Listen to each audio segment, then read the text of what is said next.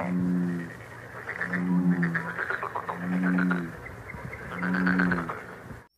balik lagi bareng gue Ali di channel Asoka Story. Di video kali ini gue akan membahas perang Karbala, yaitu antara cucu Rasulullah SAW dengan Muawiyah dan anaknya, yaitu Yazid. Ketika Utsman bin Affan radhiyallahu anhu wafat, penggantinya adalah Ali bin Abi Thalib radhiyallahu anhu. Maksudnya pengganti menjadi khalifah.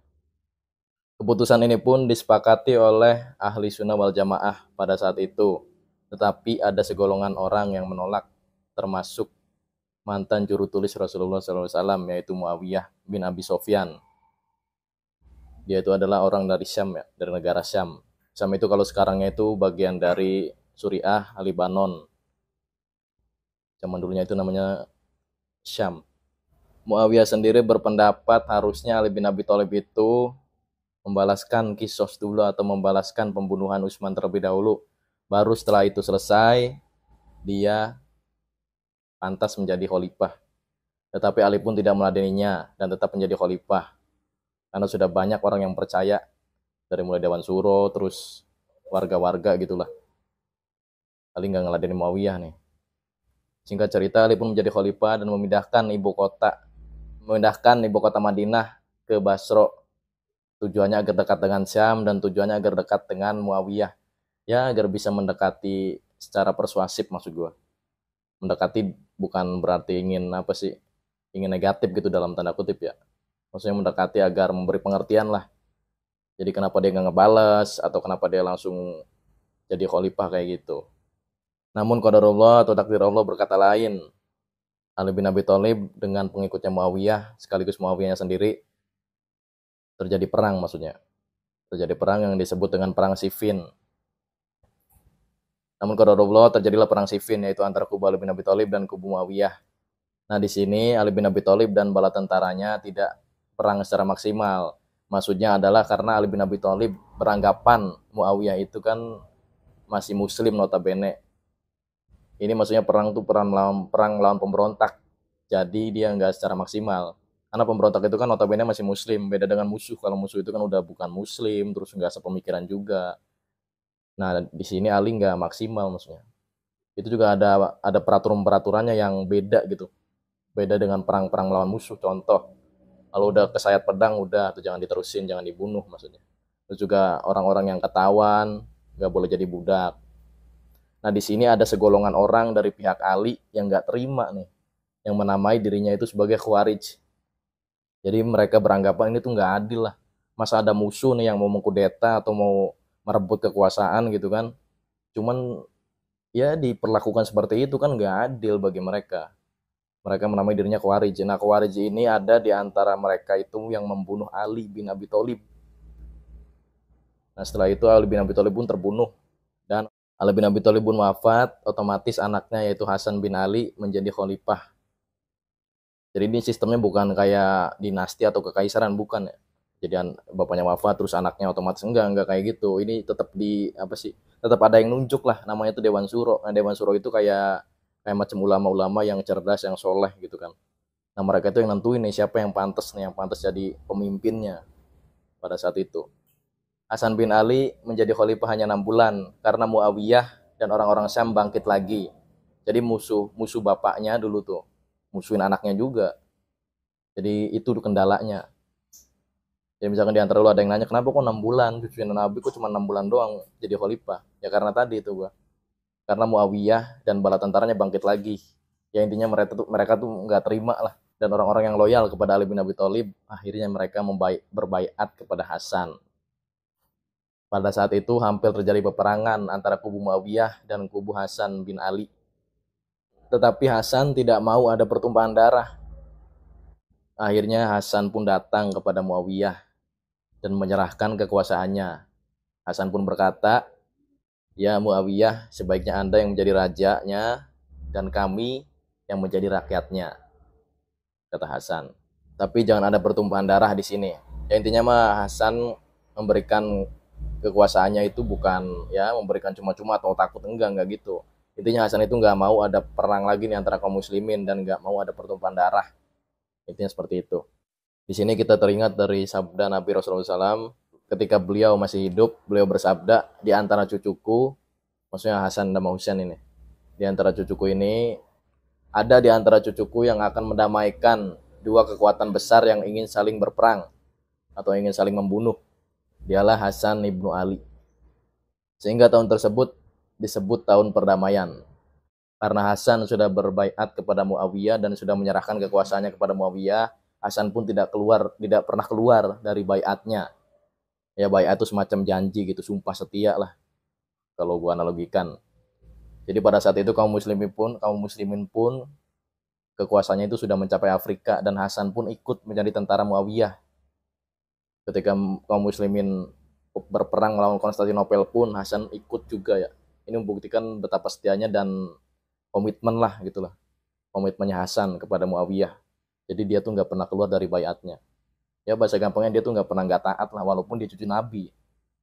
Dan di sini gue mau jelasin lagi Muawiyah itu bukan khalifah melainkan raja. Raja pertama dalam Islam. Seperti itu. Karena khalifah nubuwah itu hanya berlaku selama 30 tahun saja setelah meninggalnya Rasul. Dan khalifah terakhir ya khalifah nubuwah maksud gue. Khalifah nubuwah terakhir adalah Hasan ibnu Ali, yaitu cucu Rasulullah SAW sendiri. Jadi setelah khalifah nubuwah itu berakhir, setelahnya itu namanya bukan khalifah, namanya itu sultan atau raja.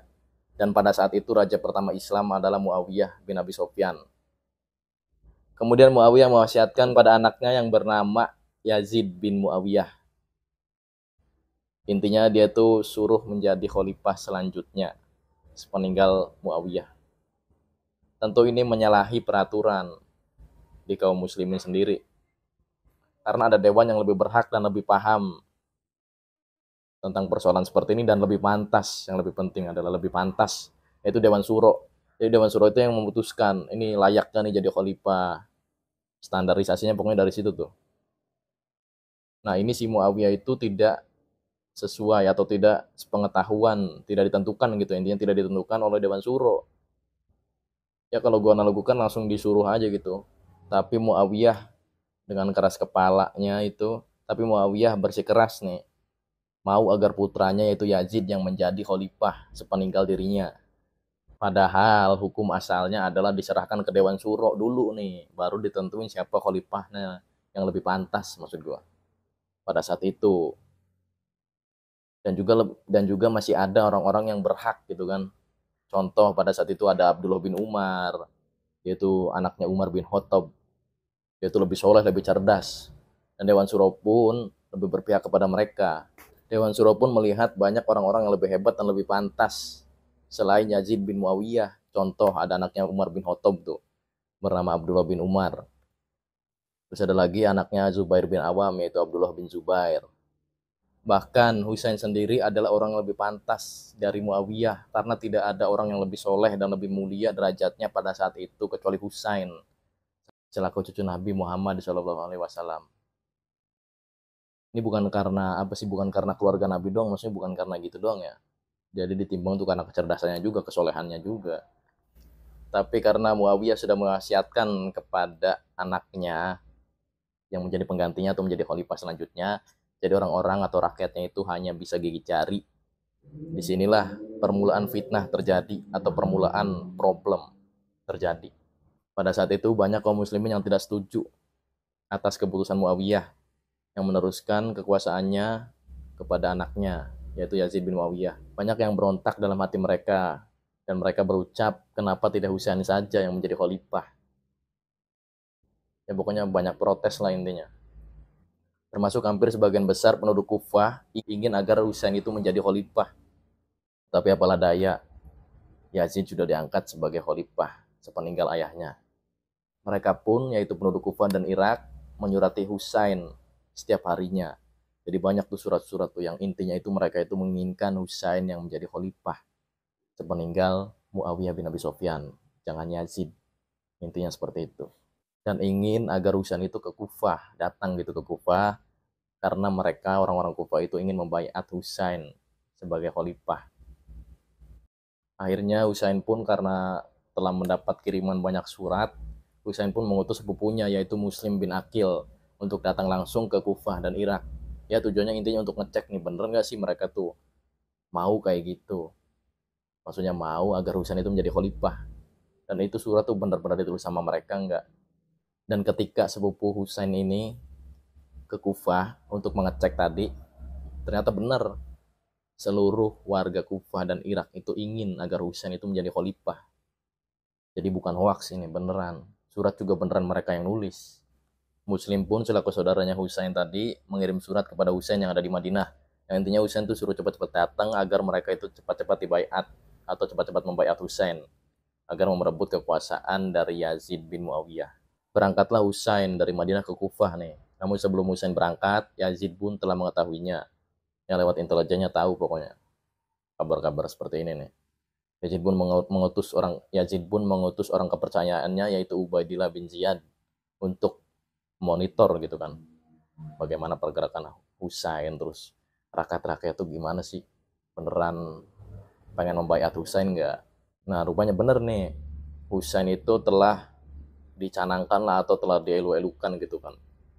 Ingin menjadi khalifah oleh rakyatnya sendiri, oleh rakyat orang-orang Kufah maksud gua.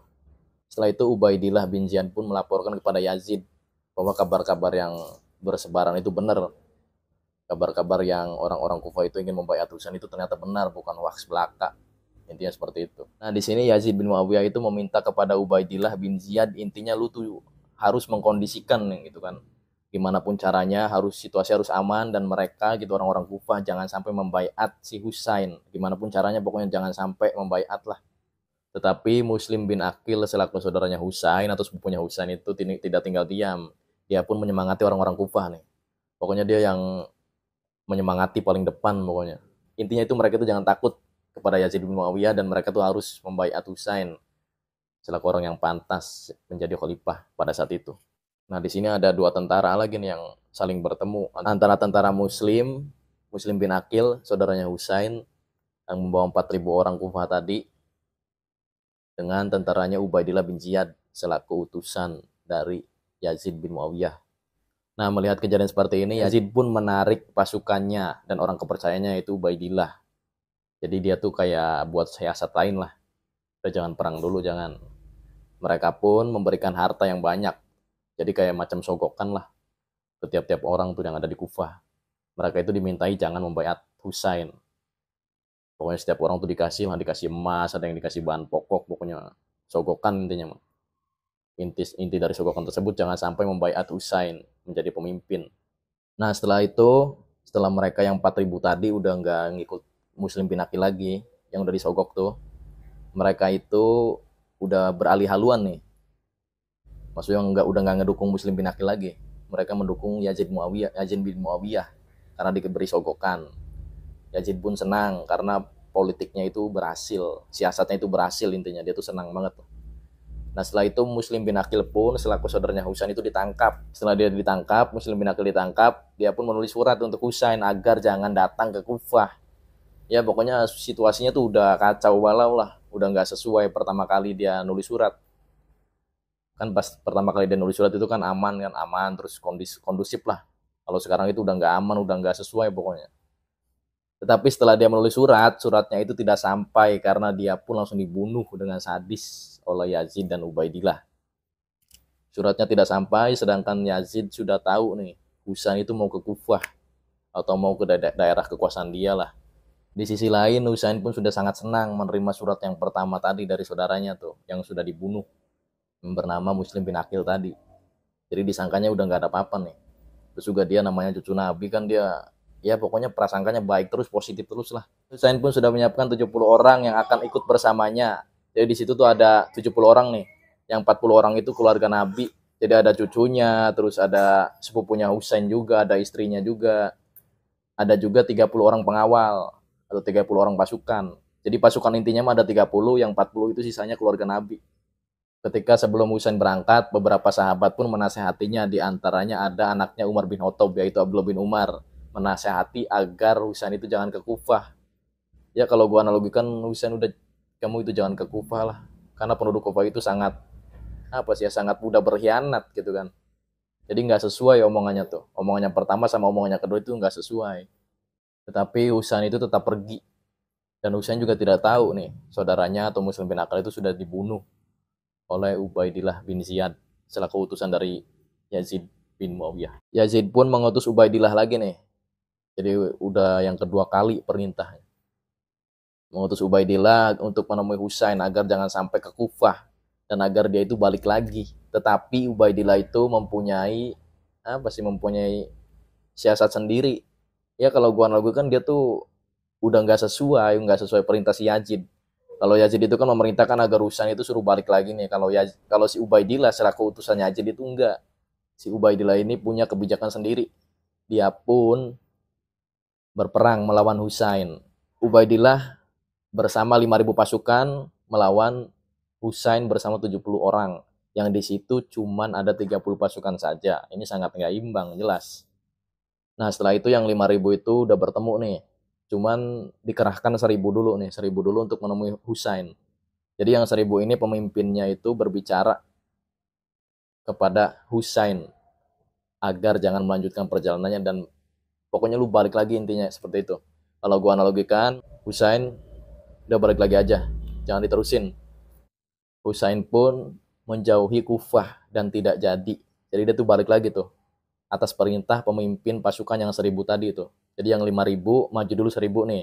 Nah di antara 1.000 itu pemimpinnya berkata kepada Husain, udah jangan diterusin pokoknya.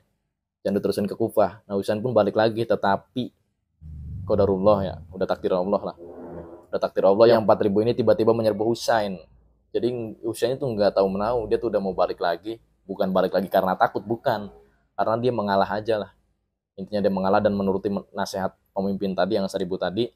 Nah ketika dia pengen balik lagi nih, dia tuh diserbu tuh sama yang 4.000 tadi.